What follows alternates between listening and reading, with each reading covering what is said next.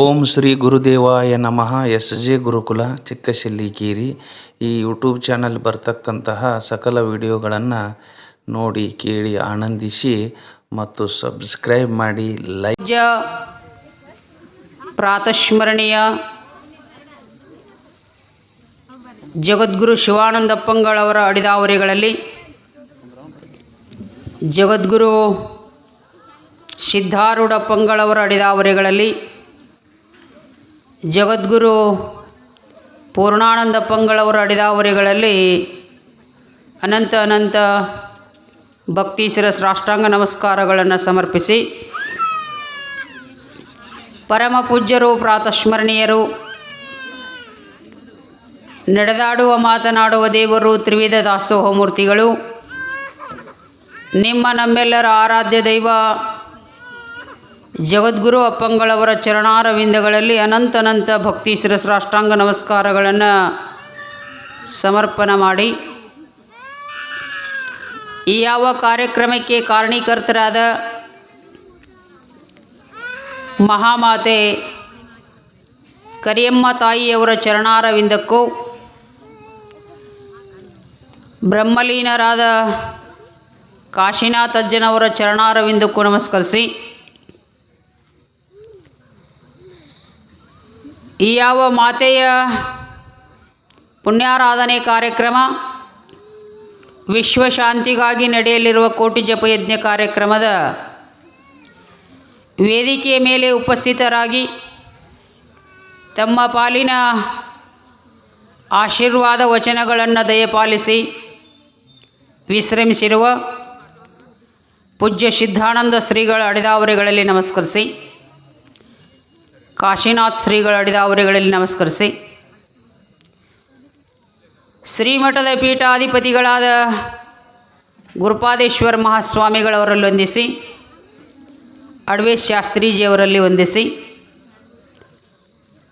ಅವರಿವರೆನ್ನದೇ ಸಮಸ್ತ ಮಹಾಪೂಜ್ಯರಲ್ಲಿ ತಮ್ಮೆಲ್ಲರಲ್ಲಿ ಶರಣಾರ್ಥಿಗಳು ಶಿವಸ್ವರೂಪಿಗಳೇ. ಕಿಂಕರ ವೃತ್ತಿ ಯಾವುದು ತನಗಳಿ ಆಸೆ. ಕಿಂಕರ ಅಂದ್ರೆ ಸಣ್ಣತನ, ವೃತ್ತಿ ಅಂದರೆ ಕೆಲಸ. ಸಣ್ಣ ಕೆಲಸ ಯಾವುದು ಅಂತ ಪ್ರಶ್ನೆ ಇದೆ. ಏನು ಸಣ್ಣ ಕೆಲಸ ಯಾವುದು? ನಾವೆಲ್ಲ ಅಂತೀವಿ, ಎದಕ್ಕೆ ಸಣ್ಣ ಕೆಲಸ ಅಂತೀವಿ ಅಂದ್ರೆ, ಯಾರೋ ಮನೆಯೊಳಗೆ ಭಾಳ ಬಡತನ ಇದ್ದವರು ಇನ್ನೊಬ್ಬರ ಮನೆಗೆ ಹೋಗಿ ಬಾಂಡೆ ತಿಕ್ಕೊಂಡು ಬರ್ತಿದ್ರು ಅಂದ್ರೆ ಅದು ಸಣ್ಣ ಕೆಲಸ ಅಂತೀವಿ. ನಾವು ಅಂತೀವಿಲ್ಲ, ಅವ್ರೇನ್ರಿ ಮಂದಿ ಮನೆಯಾಗ ಬಾಂಡೆ ತಿಕ್ತಾರ, ಮಂದಿ ಮನೆಯಾಗ ಕಸ ಹೊಡಿತಾರ, ದುಡ್ಕೊಂಡು ತಿಂತಾರ, ಇವರೆಲ್ಲರಿಗಿನೂ ಸಣ್ಣ ಕೆಲಸ ಉಳ್ಳವರು, ಸಣ್ಣ ವೃತ್ತಿ ಉಳ್ಳವರು ಅಂತ. ವೃತ್ತಿ ಅಂದರೆ ಕೆಲಸ.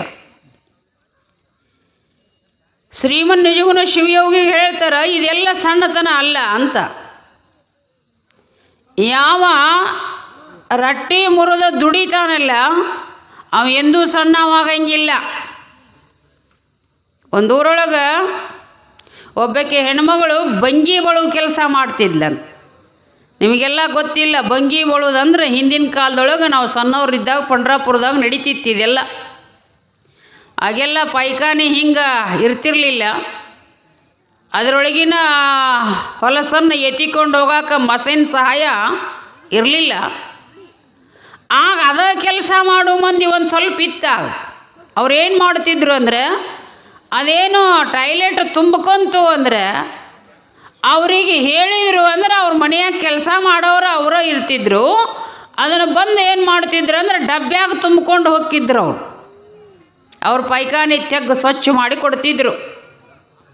ಈ ಕೆಲಸ ಮಾಡೋದನ್ನು ಏನು ತುಂಬಿಕೊಂಡು ಹೋಗಕ್ಕೆ ಬರ್ತಿದ್ಲಲ್ಲ ಹೆಣ್ಮಗಳು, ಆಕೆಗೊಂದು ಮಗ ಇತ್ತು. ಅವಂತಾನೆ ಸಣ್ಣವಿದ್ದಾಗ ಅವನು ಡಬ್ಬಿ ಹಿಡ್ಕೊಂಡು ಬರ್ತಿದ್ದ, ಅವರವು ತುಂಬಿದಂಗೆ ತುಂಬ್ತಿದ್ದ, ಅವನು ಬಂಡಿ ಕೈಯಾಗ ಹಿಡ್ಕೊಂಡು ಹೋಗ್ತಿದ್ದ. ಅವನಿಗೇನು ಅಸಹ್ಯ ಅನ್ನಿಸ್ತಾ ಇರಲಿಲ್ಲ. ಹುಡುಗನಿಗೆ ಸ್ವಲ್ಪ ತಿಳುವಳಿಕೆ ಬಂತು. ತಿಳುವಳಿಕೆ ಬಂದ ಮೇಲೆ ಹುಡುಗ ಕೇಳ್ತಾನೆ, ಯವ್ವ ಇವರೆಲ್ಲರೂ ಪೈಖಾನೆಗೆ ಹೊಲಸು ಮಾಡ್ತಾರೆ, ಇವ್ರ ಹೊಲಸು ನಾವು ಯಾಕೆ ಬೆಳಿಬೇಕು ಅಂದವ್ರವ್ಗ ಅವ್ರವ್ ಒಂದು ಮಾತು ಹೇಳ್ತಾಳೆ, ನೆನಪಿಡ್ರಿ ನೀವು, ಯಾವುದೂ ಸಣ್ಣ ಕೆಲಸ ಅಲ್ಲ. ಬಾಂಡೆ ತಿಕ್ಕೋದು ಸಣ್ಣ ಕೆಲಸ ಅಲ್ಲ, ಬಟ್ಟೆ ತೊಳೆಯೋದು ಸಣ್ಣ ಕೆಲಸ ಅಲ್ಲ, ಕಸ ತಗೋದು ಸಣ್ಣ ಕೆಲಸ ಅಲ್ಲ. ಜಗತ್ತಿನೊಳಗೆ ಸಣ್ಣ ಕೆಲಸ ಯಾವುದರ ಇತ್ತು ಅಂದ್ರೆ ನಂಬದ ಅಲ್ಲದನ್ನು ಆಸೆ ಮಾಡೋದು ಸಣ್ಣತನ. ಯಾವುದು ನಂಬದಲ್ಲ ಅದಕ್ಕೆ ಆಸೆ ಮಾಡೋದು, ಯಾವುದು ನಂಬದದ ಅದನ್ನೇ ಸಂತೃಪ್ತ ಭಾವನದಿಂದ ಬಳಸೋದು ಏನೈತಿಲ್ಲ, ಇದು ಭಾಳ ದೊಡ್ಡತನ. ಅವರವ್ವ ಹುಡುಗಗೊಂದು ಮಾತು ಹೇಳ್ತಾಳೆ, ಏ ತಮ್ಮ, ಅವರೆಲ್ಲರೂ ಏನಿದ್ದಂಗೆ ಅಂದ್ರೆ ನಮ್ಮ ಮಕ್ಕಳಿದ್ದಂಗೆ ಅಂದ್ಲಕ್ಕಿ. ಅವರವು ಅದು ಹೆಂಗೆ ಬೇ ಅಂದ ಹುಡುಗ, ನೋಡಪ್ಪ ನೀ ಸಣ್ಣವಿದ್ದಾಗ ನಿನಗೆಲ್ಲ ತೊಳೆದು ಬಳೋದು ನಾ ಮಾಡೀನಿಲ್ಲ. ನೀ ಹೊಲಸು ಮಾಡಿದ್ದೆ ಅಂದ್ರೆ ನಿನ್ನ ಮೈ ತೊಳೆದೀನಿ, ನಿಂದೆಲ್ಲ ಹೊಲಸು ಮಾಡಿದ್ದೆ ನಾ ಬಳದೋಗ್ದೀನಿ, ಅದಕ್ಕೆ ನಾನು ನಿನಗೆ ತಾಯಿ ಆಗಿನಿಲ್ಲೋ ಅಂದ್ಲು. ಹೌದು ಅಂದ. ಹಂಗಾರೆ ಅವರ ಹೊಲಸು ನಾವು ಬಳಿಯಾಕತ್ತೀವಿ ಅಂದ್ರೆ ಅವ್ರು ನಮ್ಮ ಮಕ್ಕಳು, ನಾವು ಅವರ ತಾಯಿ ಅಂತ ಹೇಳಿದ್ಲಂತ. ನೋಡು, ತಿಳ್ಕೋಬೇಕಾದದ್ದೇನು, ಕೆಲಸ ಸಣ್ಣದಲ್ಲ. ತಾಯಿ ಹೇಳಿಲ್ಲು, ಮಾಡು ಕಾಯಕ ಏನೈತಲ್ಲ, ಕಾಯಕ ಅಂತ ಬೇಕಾದ ಕೆಲಸ ಮಾಡು, ಅದು ಸಣ್ಣತನ ಅನಿಸೋದಿಲ್ಲ. ಹಂಗಾರೆ ಯಾವಾಗ ಸಣ್ಣತನ ಅಂದರೆ ಮಹಾತ್ಮರ ದೃಷ್ಟಿಯಲ್ಲಿ ಸಣ್ಣತನ ಎದಕ್ಕನ್ಬೇಕಂದ್ರೆ ಆಸೆ ಮಾಡಿ ಇನ್ನೊಬ್ಬರು ನನಗೆ ಇರ್ಲಂತ ಬಳ್ಕೊಳಕ್ಕೇನು ಹೊಂಡತಾನಲ್ಲ ಅವ ಭಾಳ ಸಣ್ಣವ. ಯಾರ್ಕಿಂತ ಸಣ್ಣವ ಅಂದ್ರೆ ಆ ಬಂಗಿ ಬಳಿಯವ್ರಕ್ಕಿಂತ ಸಣ್ಣವ ಅಂತದ್ರ ಅರ್ಥ. ಬಂಗಿ ಬಳಿಯವನಕ್ಕಿಂತ ಸಣ್ಣವ. ಹಂಗಾರೆ ನಾವು ದೊಡ್ಡವ್ರು ಆಗಬೇಕಾದ್ರೆ ಏನು ಮಾಡ್ಬೇಕು? ಬೇಕಾದ ಕೆಲಸ ಮಾಡು, ನಿನ್ನ ಪಾಲಿಗೆ ಬಂದ ದುಡಿಮೆಯನ್ನು ಮಾಡು. ಆದರೆ ಏನು ಮಾಡಬೇಡ ಅಂದ್ರೆ ಮಂದಿದಕ್ಕೆ ಆಸೆ ಮಾಡಬೇಡ. ಮಂದಿದಕ್ಕೆ ಜೋರ ಆಸೆ ಮಾಡಿದಿ ಅಂತಂದ್ರೆ ನೀ ಏನಾಗತ್ತೀಯಪ್ಪ ಅಂದ್ರೆ ಪಾಪಿ ಆಗ್ತಿ. ಸಂಪಾದನೆ ಮಾಡಿದ ಸಂಪತ್ತ ಇಲ್ಲೇ ಇರ್ತದೆ, ನೀ ಹೋಗುವಾಗ ಪಾಪವನ್ನು ಕಟ್ಕೊಂಡು ಹೋಗ್ತೀಯಪ್ಪ. ಪಾಪ ನಿನ್ನ ಹಿಂಬಾಲ ಬಂತು ಅಂದರೆ ಈ ದೇಹದಲ್ಲೆಲ್ಲ ಇಂಥವು 1000 ದೇಹ ತಂದರೂ ನಿನಗೆ ದುಃಖ ಕೊಡ್ತದೆ. ಹಂಗಾರೆ ನೀ ಏನು ಮಾಡಬೇಡ, ಆಶಾ ಮಾಡಬೇಡ. ಮಹಾತ್ಮರು ಹೇಳ್ತಾ ಇದ್ದಾರೆ, ಆಶೆಯೇ ಯಾಯ ದಾಸಃ ತೇ ದಾಸ ಸರ್ವಲೋಕಸ್ಯ ಆಶಾ ಏಷಾಂ ದಾಸಿ ತೇಷಾಂ ದಾಸಾಯತೆ ಲೋಕ. ಇದು ಭಾಳ ಚಂದ ಮಾತದು. ಮನುಷ್ಯ ಆಶೆ ಏನು ಮಾಡುತ್ತದಂದ್ರೆ ಮನುಷ್ಯನನ್ನು ದಾಸನ್ನ ಮಾಡ್ತೈತಂತ. ನೋಡು, ದಾಸನ್ನ ಮಾಡ್ತದೆ. ಹೆಂಗೆ ದಾಸನ್ ಮಾಡ್ತದೆ? ಒಬ್ಬ ಚುಟ್ಟ ಸೇದು ಚಟ ಇತ್ತಂತ ತಿಳ್ಕೊರಿ. ಇವು ಸಣ್ಣ ಸಣ್ಣವ ದೊಡ್ಡ ದೊಡ್ಡ ಅಂತೂ ಭಾಳ ಬೇಪಮ್ ಕೆಲಸ ಮಾಡಿಸ್ತಾವೆ. ಒಬ್ಬ ಚುಟ್ಟ ಸೇದೋ ಚಟ ಇತ್ತು ಅಂದರೆ ಅವ ಚುಟ್ಟ ತರಕ್ಕೆ ರೊಕ್ಕ ಇರಲಿಲ್ಲ ಅಂದ್ರೆ ಯಾವ ಕಟ್ಟಿ ಮ್ಯಾಗ ಹಿಡ್ಕೊಂಡು ಸೇತಿರ್ತಾನೆ ಅವನ ಮಗ್ಲು ಹೋಗಿ ಕುಂದಿರ್ತಾನೆ. ಮಗ್ಲು ಹೋಗಿ ಕುಂತ ಏನು ಮಾಡ್ತಾನೆ? ಯಾಕೆ ಕಾಕ ಮನೆಯಾಗದಿಯಲ್ಲಿ ಇವತ್ತೇನು ಬಗೆ ಅಂತಾನೆ. ಅವನಿಗೆ ಮಾತಾಡ್ತಾನೆ, ಏನಪ್ಪ ನಿನ್ನ ಹೊಲದ ಕಡೆ ಹೋಗಿದ್ನಿ, ಭಾಳ ಚಲೋ ಬೆಳೆದೈತಿ ಬಿಡು ನಿನ್ನ ಹೊಲ ಅಂತಾನೆ. ಇಷ್ಟೆಲ್ಲ ಅನ್ಕೊಂತಾನೆ ನಿನ್ನ ಮಕ್ಕಳು ಭಾಳ ಚಲೋ ಬಿಡಪ್ಪ ಅಂತಾನೆ. ಇಷ್ಟೆಲ್ಲ ಮನೆ ವರ್ಣನ ಮಾಡ್ತಾನೆ, ಹೊಲದ ವರ್ಣನ ಮಾಡ್ತಾನೆ, ಮಕ್ಕಳ ವರ್ಣನ ಮಾಡ್ತಾನೆ, ಮೊಮ್ಮಕ್ಕಳ ವರ್ಣನ ಮಾಡ್ತಾನೆ. ಮತ್ತಂತಾನೆ, ಏನಪ್ಪ ನಿನಗೆ ಉಣ್ಣಕ್ಕೆ ಕಡಿಮೆ ಇಲ್ಲ, ತಿನ್ನಕ್ಕೆ ಕಡಿಮೆ ಇಲ್ಲ, ರೊಕ್ಕಕ್ಕೆ ಕಡಿಮೆ ಇಲ್ಲ, ರೂಪಾಯಿಗೆ ಕಡಿಮೆ ಇಲ್ಲ, ನೀ ಸಾವ್ಕಾರ ಮನುಷ್ಯ ನೋಡಪ್ಪ, ಭಾಳ ಪುಣ್ಯ ನೋಡಪ್ಪ ಅಂತಾನೆ. ಇಷ್ಟೆಲ್ಲ ಅನ್ಕೊಡ್ದನ ಮುದುಕ ಸಂತೋಷ ಆಗ್ತಾನೆ. ನೋಡಿ, ಸಂತೋಷ ಆದಮೇಲೆ ಹೌದಪ್ಪ ನಾನು ಒಂದು ಆಗಲೇ ಸೇದಿ ಬಿಟ್ಟಿಯಲ್ಲ ಕೊರಿ ಚುಟ್ಟ, ಅದು ಕೊಡುಕಾಕ ಅಂತ. ಪೂರ ಬೇಡಂಗಿಲ್ಲ ಅವನ, ಏನಂತಾನ? ಕೊರಿ ಆಗಲೇ ಸೇದಿ ಬಿಟ್ಟಿಯಲ್ಲ ಕೊರಿ ಚುಟ್ಟ, ಅದನ್ನು ಕೊಡಂತಾನ. ಎಷ್ಟು ಸಣ್ಣವಾಗ್ತಾನ ಮನುಷ್ಯ ಅಂದರೆ ಒಂದು ಕೊರಿ ಚುಟ್ಟ ಸುಟ್ಟು ಬಿಟ್ಟಂತ ಚುಟ್ಟ ಅವನ ಕಡೆ ಇಸ್ಕೋಬೇಕಾದ್ರೆ ಎಷ್ಟು ಸಣ್ಣವಾಗಬೇಕಮ್ಮ, ಎಷ್ಟು ಸಣ್ಣ ತನಕ ಬರ್ತಾ ಇದ್ದಾನೆ. ಆಶೆ ಅನ್ನತಕ್ಕಂಥದ್ದು ಏನು ಮಾಡ್ತದಂದ್ರೆ ಆಶೆಯೇ ಯಾಯ ದಾಸ. ಒಬ್ಬ ಮನುಷ್ಯನನ್ನು ಆಶಾ ಏನು ಮಾಡ್ತದಂದ್ರೆ ದಾಸನನ್ನಾಗಿ ಮಾಡ್ತದ. ಆಶೆ ವೇಷೆಯ ಸೇವೆ ಮಾಡಲಚ್ಚುವುದು. ಇನ್ನೊಂದು ಮಾತು ಹೇಳ್ತಾ ಇದ್ದಾರೆ.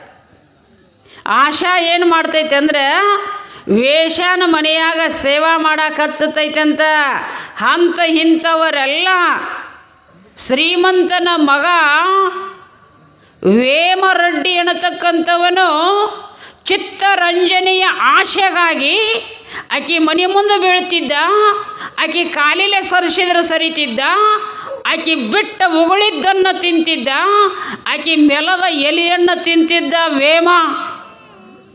ಎದರ ಆಶೆಕ್ಕಾಗಿ? ಆಕೆ ಆಶೆಕ್ಕಾಗಿ. ಆಶೆ ಏನು ಮಾಡ್ತದ ಮನುಷ್ಯನನ್ನು ವೇಷಯ ಸೇವಾ ಮಾಡಕ್ಕೆ ಹಚ್ತದ, ಎಂಜಲದ ಅನ್ನವನ್ನು ಉಣ್ಣಕ್ಕೆ ಹಚ್ತದ.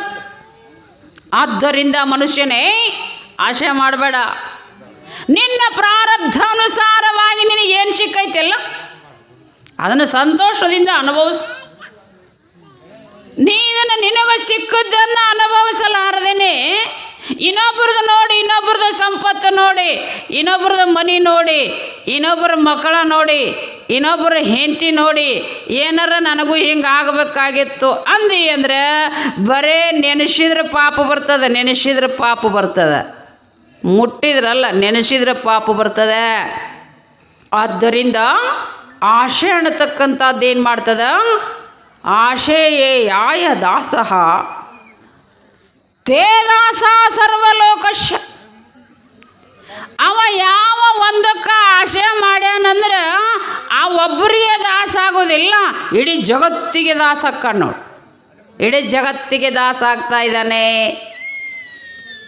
ಯಾವ ಆಶೆಯನ್ನು ಗೆದಿತಾ ಇದ್ದಾನೆ ತೇಷಾಂ ದಾಸಾಯತೆ ಲೋಕ.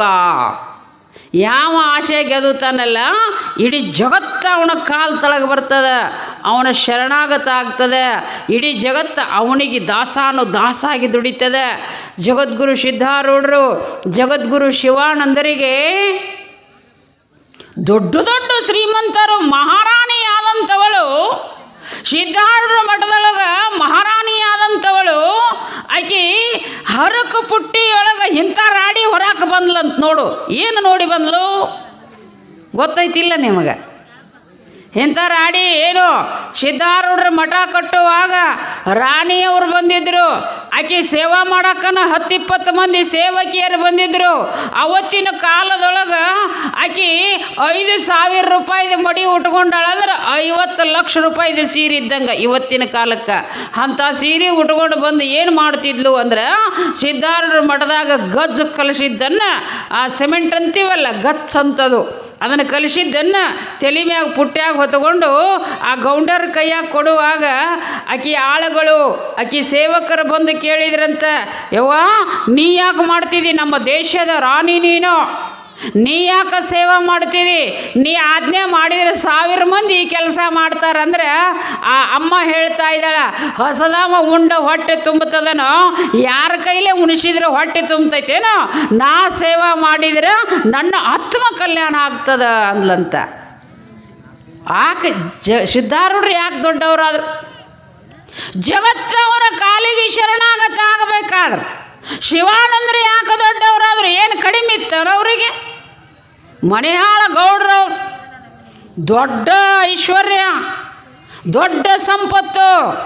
ಆಗಿನ ಕಾಲಕ್ಕೆ ಅವರು ಮಾಸ್ತರ್ ಇದ್ದರು, ಏನೂ ಇಲ್ಲದವರಂತಲ್ಲ, ಏನೆಲ್ಲವನ್ನು ತ್ಯಾಗ ಮಾಡಿದರು. ಜಗತ್ತವರಿಗೆ ದಾಸಾಗಿ ದುಡಿತು. ಅಪ್ಪವರು ನೋಡಿರಲ್ಲ ಎಷ್ಟು ಸರಳ ಜೀವನ ಅಪ್ಪವ್ರು. ಹಿಂಗೆ ಬಂದ್ರೆ ಅಪ್ಪವ್ರು ಇದ್ರಂದ್ರೆ ಈ ಗ್ರೌಂಡ್ ಸಾಲ್ತಿದ್ದಿಲ್ಲ, ಈ ಜಾಗ ಸಾಲ್ತಿದ್ದಿಲ್ಲ. ನೀವು ಎಷ್ಟು ಮಂದಿ ಬಂದಿರಿ ಅಷ್ಟೂರು ಬುತ್ತಿ ತೊಗೊಂಡು ಬರ್ತಿದ್ರಿ. ಹಾಗೂ ನೋಡಿದವ್ರು ನಾವು ಒದೆವು. ಯಾಕೆ ಅಂದರೆ ಮಹಾತ್ಮನಿಗೆ ಏನಾಗ್ತದೆ ಅಂದ್ರೆ ಜಗತ್ತು ದಾಸ ಆಗ್ತೈತೆ ನೋಡಿ. ಆಶಾ ಏಷಾಂ ದಾಸಿ. ಆ ಆಶೆ ಅನ್ನತಕ್ಕಂಥವಳನ್ನು ಯಾರ ತಮ್ಮ ದಾಸಿಯನ್ನಾಗಿರಿಸ್ಕೊಂತಾರೆ ಆ ಜಗತ್ತು ಅವರಿಗೆ ದಾಸಾನುದಾಸ ಆಗ್ತದೆ. ಎಲ್ಲಿ ಹೋದಲ್ಲಿ ನಡೆದದೆ ಈ ಪಾದ ಯಾತ್ರೆ, ಎಲ್ಲಿ ಪಾದ ಇಡ್ತಾರೆ ಅಲ್ಲಿ ಏನಾಗ್ತಿತ್ತು ಅಂದ್ರೆ ನಡೆದೇವ ಯಾತ್ರೆ. ಎಲ್ಲೆಲ್ಲಿ ನಡೀತಾರ ಅಲ್ಲಿ ಜಾತ್ರೆ ನಡೀತದೆ, ಎಲ್ಲೆಲ್ಲಿ ಇರ್ತಾರೆ ಅಲ್ಲಿ ದಾಸೋಹ ನಡೀತದೆ. ಯಾರಿಂದ ನಡೀತದೆ ಅಂದ್ರೆ ಯಾರ ಆಶೆ ಬಿಟ್ಟಾರಲ್ಲ ಅವ್ರ ಹಿಂದೆ ಹಿಂಗೆ ಜಗತ್ತು ಬೆನ್ನು ಹತ್ತೈತಿಪ್ಪ. ನಿರಾಶೆ ಅನ್ನತಕ್ಕಂಥದ್ದು ಭಾಳ ದೊಡ್ಡ ವಸ್ತು. ಆಶಾ ಏನು ಮಾಡ್ತದೆ ಒಂದು ಸ್ವಲ್ಪರಾಗಿ ಹೇಳ್ಬಿಡ್ತೀನಿ. ನಿಮಗೆ ಥಂಡಿ ಹತ್ಯದ ಮತ್ತು ಥಂಡಿ ಹಚ್ಕೊಂಡವ್ರು ಯಾರು ಅಂದ್ರೆ ನೀವು ಲಘು ಬಂದಿದ್ರೆ ಇಷ್ಟೊತ್ತನೂ ತನಕ ಮುಗುತ್ತಿತ್ತು. ನಿಮಗೆ ಊರಾಗ ಪಟ್ಟಿ ಮಾಡಿ ಅಲ್ಲಿ ಬೇಡಿ ಇಲ್ಲಿ ಬೇಡಿ ಸಜಕ ಮಾಡೋರನ್ನ ಕರ್ಕೊಂಡು ಬಂದು ಕುದಿಸಾಕ ಹಚ್ಚಿ ತಾಟ ತಂದಿಟ್ಟು ಉಣಿಸಿ ಮತ್ತು ಸುಮ್ಮನೆ ಕಳ್ಸಕ್ಕೆ ನಮ್ಮದು ಏನು ನೀವು ಪ್ರವಚನ ಕೇಳಿದ್ರೆ ನಮ್ಮದು ಒಂದಿಟ್ಟು ಮುಟ್ತೈತಿ, ಹೌದಿಲ್ಲ? ಬರೀ ನಿಮಗೆ ಉಣ್ಸಾಕೆ ನಿಮ್ಮ ಮನೆಯಾಗಿನ ಉಣಂಗಿಲ್ಲ, ಇಲ್ಲಿಕ್ಕಿಂತ ಚಲೋ ಉಣ್ತೀರಿ ನೀವೆಲ್ಲ. ನಮ್ಮದು ಒಂದಿಟ್ಟು ಏನು ನಮ್ಮದು ವ್ಯಾಪಾರ ಇದು, ನಮ್ಮದು ಒಂದಿಟ್ಟು ಬರೀ ಹುಗ್ಗಿನ ಕೊಟ್ಟು ಕಳಿಸಬಾರ್ದು, ಇದನ್ನು ಒಂದು ಸ್ವಲ್ಪ ಕೊಟ್ಟು ಕಳಿಸ್ಬೇಕಂತ ಉದ್ದೇಶ ಇರ್ತದೆ. ಒಬ್ಬ ಮನುಷ್ಯ ಹೊಂಟಿದ್ದು ಹಿಂಗೆ ಆಶೆ ಹೆಂಗೆ ಮಾಡ್ತಂದವಳು. ನಾವೆಲ್ಲರೂ ಹಂಗೆ ಹೋಗ್ತೀವಿ, ಏನೂ ಒಯ್ಯಂಗಿಲ್ಲ. ಅವ್ವ ಹೊಂಟಿದ್ದ ಒಂದು ಮಾವಿನ ಗಿಡ ತುಂಬ ಹಣ್ಣಾಗಿದ್ದು, ಅದು ದೊಡ್ಡ ಮಾವಿನ ಗಿಡ. ಅದು ಎಲ್ಲಿತ್ತಂದ್ರೆ ಅರಣ್ಯದಾಗಿತ್ತು, ಅರಣ್ಯದಾಗ. ಆ ಗಿಡಕ್ಕೆ ಯಾರೂ ಮಾಲಕರು ಇರಲಿಲ್ಲ. ಆ ಗಿಡ ತುಂಬ ಹಣ್ಣಾಗಿದ್ದು ಒಬ್ಬ ಮನುಷ್ಯ ಹಾದು ಹೊಂಟಿದ್ದ. ಆ ಗಿಡ ನೋಡಿದ ತಕ್ಷಣ ಅವು ಅನಿಸ್ತು, ಏನು ಗಿಡ ತುಂಬ ಹಣ್ಣಾಗ್ಯಾವ, ನನಗೂ ಭಾಳ ಬಿಸಿಲತ್ತೈತಿ, ಹಸುವಿನೂ ಆಗ್ಯದ, ಒಂದು 4 ಹಣ್ಣು ತಿನ್ನಬೇಕಂತ ತಿಳ್ಕೊಂಡು ಹೋದ. ಏನು 4 ತೊಗೊಂಡು ತಿಂದ, ಭಾಳ ರುಚಿ ಇದ್ದು ಹಣ್ಣ. ಅವನಿಗೆ ಅನಿಸ್ತು, ನಾ ಎಲ್ಲ ತಿಂದೀನಿ, ನನ್ನ ಮನೆಗೆ ಸೊಯ್ಬೇಕು ಅನ್ನಿಸ್ತು. ಆ ಮನೆಗೆ ಬೇಕಂತ ಒಂದಿಷ್ಟು ಹರಿದ, ಒಂದು ಪುಟ್ಟಿ ಹರಿದ, ಒಂದು ಟಾವೆಲ್ ತುಂಬೋ ಹಂಗೆ ಹರಿದ. ಅವನಿಗೆ ಅನಿಸ್ತು, ಮನೆಗಷ್ಟ ಹೋದ್ರೆ ಹೆಂಗೆ, ಓಣ್ಯಾಗ ಕೊಡಕ್ಕೆ ಒಯ್ಬೇಕು ಅಂದ. ಹಂಗೆ ಹರಿಯಾಕತ್ತಿದ್ದು ಅವನಿಗೆ ಅನಿಸ್ತು, ಮಂದಿಗೆ ಕೊಟ್ರೆ ಏನಾಗೋದು, ಇದನ್ನಷ್ಟು ಹರ್ಕೊಂಡು ಹೋದ್ನೆ ಅಂದ್ರೆ ಮಾರಿದ್ರೆ 6 ತಿಂಗಳು ಹೊಟ್ಟೆ ನಡೀತದ. ಇದನ್ನ ಯಾರು ಕೇಳೋರಿಲ್ಲ ಹೇಳೋರಿಲ್ಲ, ಹರಿಯಾಕತ್ತಿದ್ದು ಗೊತ್ತಾಗ್ತೈತ್ರಿ. ಹಣ್ಣು ಹರಿಯಾಕತ್ತಿದ. ಎಷ್ಟು ಹರದ ಅಂದರೆ ಆ ಗಿಡದೊಳಗೆ ಎಷ್ಟು ಹಣ್ಣಿದ್ದು ಅಷ್ಟು ಹರದ. ಆ ಗಿಡಕ್ಕೆ ಭಾಳ ನೋವು ಅನ್ಸಾಕತ್ತು. ಗಿಡ ಹೇಳ್ತದೆ, ಏನಪ್ಪ ಅಷ್ಟು ಹರಿಯಾಕತ್ತಿಯಲ್ಲ, ಒಂದು ಸ್ವಲ್ಪ ಬಿಡು ಅಂತದ ಗಿಡ. ಅವ ಹೇಳ್ತಾನೆ, ಸೋಮ್ಕೊಂಡ್ರೆ ನಿನಗೇನು ಗೊತ್ತದ, ನನಗೆ ಇನ್ನೂ ಬೇಕಂದ. ಹರದ ಗಿಡ ಹೇಳ್ತು, ನೋಡಿನ್ನ ಹೊತ್ತು ಮುಳುಗಾಕೆ ಬಂತು. ಹಕ್ಕಿ ಪಕ್ಷಿಗಳು ಬರ್ತಾವೆ, ನನ್ನ ಆಶ್ರಯಕ್ಕೆ ಬರ್ತಾ ಇದ್ದಾವೆ. ಒಂದು ಸ್ವಲ್ಪ ಅವಕ್ಕೆ ಊಟ ಮಾಡಿ ಇರಾಕರ ಒಂದು ಸ್ವಲ್ಪ ಬಿಟ್ಟು ಹೋಗಪ್ಪ ಅಂತ ಗಿಡ ಹೇಳಿದ್ರೆ ಕೇಳಿಲ್ಲ, ಹರಿಯಾಕತ್ತಿದ. ಕೊನೆಗೆ ಒಂದು ಹಣ್ಣು ಉಳಿತು, ತುದಿಯಾಗ ಒಂದು ಹಣ್ಣು ಉಳಿತು. ಅದನ್ನು ಹರಿಬೇಕಂತ ಪ್ರಯತ್ನ ಮಾಡಕತ್ತಿದೆ. ಗಿಡ ಹೇಳ್ತು, ಅದು ಒಂದರ ಬಿಡಪ್ಪ, ನಮ್ಮ ಮಂದಿ ಬರ್ತಾರೆ, ಹಕ್ಕಿ ಪಕ್ಷಿಗಳು ಬರ್ತಾರೆ, ಅದು ಒಂದರ ಬಿಡಪ್ಪ ಅಂತ ಹೇಳಿದ್ರೆ ಅದರ ಮಾತನ ಅವನಿಗೆ ಕೇಳಲಿಲ್ಲ ಅಂತ. ಹರಿಬೇಕಂತ ಪ್ರಯತ್ನ ಮಾಡಿ ಹಿಂಗೇನು ಕೈ ಹಾಕಿದ, ತುದಿ ವಾಲೆಂದದು ಹಿಂಗೆ ಕೈ ಹಾಕಿ ಏನು ಜಗ್ಗಿದ, ಅದು ಕೈಯನ್ನು ಹಣ್ಣು ಹರ್ಕೊಂತು, ಕಾಲು ತಪ್ತು. ಆ ಏನು ಹರಿದರ್ದು ಹೋಗದಿದ್ದಲ್ಲ ಹಣ್ಣಿನ ಕುಟ್ರಿ ಮ್ಯಾಗ ಬಿದ್ದ, ಬೀಳುಗೊಡದ ತಲೆಗೆ ಪೆಟ್ಟು ಹತ್ತು, ಸತ್ತ. ಹಣ್ಣುನ ಹಂಗೆ ಉಳಿದು ಹಣ್ಣಿನ ಮ್ಯಾಗ ಅವನು ಹೆಣ ಬಿತ್ತು. ಏನಾಗ್ತದೆ ಆಶೆ? ಆಶೆ ಹಿಂಗೆ ಮಾಡ್ತದೆ. ಆದ್ದರಿಂದ ಅಸಾವ ಪಾರ್ನಸಾವ ಏನಿರಬೇಕು? ಆಶೆ ಇರಬೇಕು. ಆಸೆ ಇಲ್ಲದ ಜೀವನ ಇರಂಗಿಲ್ಲ. ಸಾರಿಗೆ ಏನು ಹಾಕಿದ್ರೆ ಸಿಹಿ ಆಗ್ತೈತ್ರಿ. ಏನು ಹಾಕ್ಬೇಕು ಸಾರಿಗೆ? ಟಮಾಟೆ ಹಣ್ಣು ಹಾಕ್ರಿ, ಮಸಾಲೆ ಹಾಕ್ರಿ, ಎಣ್ಣೆ ಹಾಕ್ರಿ, ಸಾಸಿವೆ ಜೀರಿಗೆ ಹಾಕ್ರಿ, ಏನೆಲ್ಲ ಹಾಕ್ರಿ, ಗರಂ ಮಸಾಲ ಹಾಕ್ರಿ, ಆದರೂ ಸಿಹಿ ಆಗೋದಿಲ್ಲ. ಏನು ಹಾಕ್ಬೇಕು? ಉಪ್ಪು ಹಾಕಿದ್ರನ ಸಿಹಿ ಆಗ್ತೈತೆ ಅಂತ ತಿಳ್ಕೊಂಡು 4 ಕಿಲೋ ಹಾಕಿದ್ರೆ ಸಿಹಿ ಆಗ್ತೈತೆ? ಎಷ್ಟು ಹಾಕ್ಬೇಕು ಉಪ್ಪ? ಉಪ್ಪು ಹಾಕಿದ್ರೆ ಸಿಹಿ ಹಾಕೈತಪ್ಪ ಅಂತ 4 ಕಿಲೋ ಹೋಗೋದು ಒಳಗೆ ಆಗೋದಿಲ್ಲ. ಎಷ್ಟು ಹಾಕ್ಬೇಕು? ಎಷ್ಟು ಬೇಕೋ ಅಷ್ಟು ಹೆಂಗೆ ಉಪ್ಪು ಹಾಕಬೇಕಲ್ಲ. ಅದಕ್ಕೆ ಹೇಳಿದರು ಸಂತರು, ಅಸಾವ ಪಾರ್ಣಸಾವ, ಉಪ್ಪು ಹಾಕಿದ್ರೆ ಸಾರು ಚಲೋ ಆಕೈತಂತ. 4 ಕಿಲೋ ಹಾಕಬೇಡ, ಹಂಗಾರೆ ಹಾಕಲಾರ್ದ ಇರಬೇಡ. ಆ ಸಾರಿಗೆ ಏಟು ಉಪ್ಪು ಬೇಕು ಅಷ್ಟು ಹೆಂಗೆ ಹಾಕಬೇಕು. ನಾ ಬದುಕಬೇಕಾದ್ರೆ, ನನ್ನ ಮನೆ ಬದುಕಬೇಕಾದ್ರೆ, ಮಕ್ಕಳು ಬದುಕಬೇಕಾದ್ರೆ, ಮಡದಿ ಬದುಕಬೇಕಾದ್ರೆ, ನನ್ನ ಆಶ್ರಯಿಸಿದವರು ಬದುಕಬೇಕಾದ್ರೆ ಎಷ್ಟು ಬೇಕು ಅಷ್ಟು ಆಸೆ ಮಾಡು. ಮುಂದಿನ ತಲೆ, ಅದರ ಮುಂದಿನ ತಲೆ, ಅದರ ಮುಂದಿನ ತಲೆ ಅಂದ್ರೆ ನಿನ್ನ ತಲೆನ ಹೋಗೈತಿ. ಹಂಗೆಲ್ಲ ತಲೆ ವಿಚಾರ ಮಾಡಬೇಡ. ಅವು ತಲೆ ಏನು ಹಂಗೆ ಬರ್ತಾವೆ, ಮುಂದೋಕ್ಕವು ಎಲ್ಲ ತಲೆ ಪುಣ್ಯ ಪಾಪ ಕಟ್ಕೊಂಡು ಬಂದಿರ್ತಾವ. ನೀ ಏನು ಮಾಡಬೇಡ ಅಂದರೆ ನೀನು ಬದುಕು, ನಿನ್ನ ನಂಬಿದವರನ್ನು ಬದುಕುವಷ್ಟು ಆಸೆ ಇಡು. ಇನ್ನೊಬ್ಬರು ಸಾಯಿ ಹೊಡೆದ ನಾ ಬದುಕಬೇಕಂದು ನೀ ಮಾತ್ರ ಉಳಿದು ಅಸಂಭವ ಅಂತ. ಆದ್ದರಿಂದ ಏನಾಗಬೇಕು ಅಂದರೆ ಮನುಷ್ಯನನ್ನು ಭಾಳ ಸಣ್ಣವನ್ನು ಮಾಡೋದು ಯಾವುದು ಅಂದರೆ ಆಶೆ ಇರಬಾರದು. ಆದರೆ ಹೆಂಗಿರಬೇಕು ಅಂದರೆ ದೊರಕಲೆ ನದರೋಳ್ ಪರಿಣತಿ ದಳೆಯುವುದೇ ಚಂದ ಮಮ.